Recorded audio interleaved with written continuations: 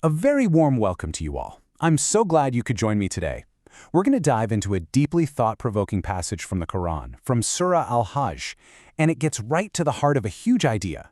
What is the true nature of faith? And what really happens when that faith is put to the ultimate test?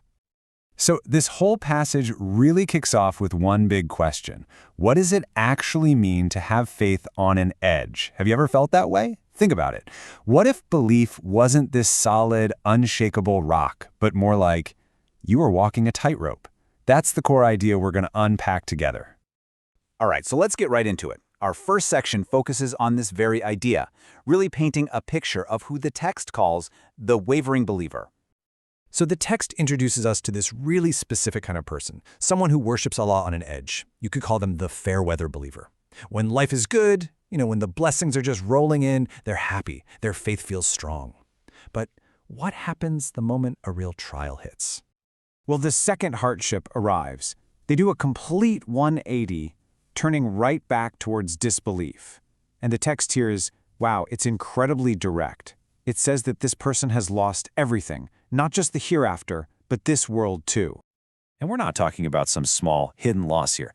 The passage calls it the manifest loss, which means it's totally clear, it's obvious. It's like a complete spiritual bankruptcy, and it affects them right here and now, not just later on. Okay, so this raises a really big question, right?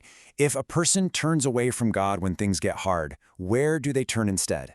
And that brings us to our next section, where the passage draws this super sharp contrast between calling on idols and trusting in divine power. And you can see it laid out perfectly here, these two totally different paths. On one side, you've got what the idols are offering. This person is calling on something other than Allah that literally can't help them or hurt them. In fact, the text says their potential for harm is actually greater than any benefit. It's a lose-lose.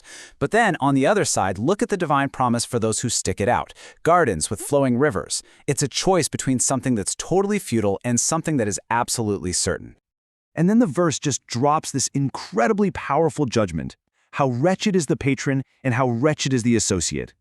That word, wretched, is not just saying it's a bad choice. It implies this deep, profound misery.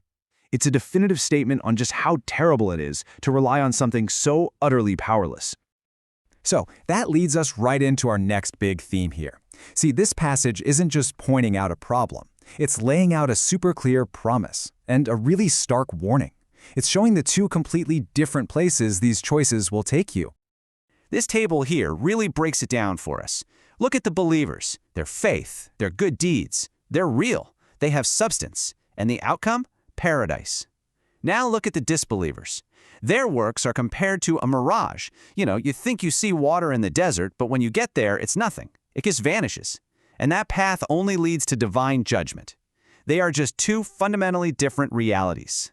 The text also has this direct challenge for the people in Mecca who were opposing the Prophet Muhammad at the time. It's basically saying, hey, if you really think God isn't going to support his messenger, go ahead, do your absolute worst, try to cut him off from divine help, and just see if your plotting gets rid of the anger you feel.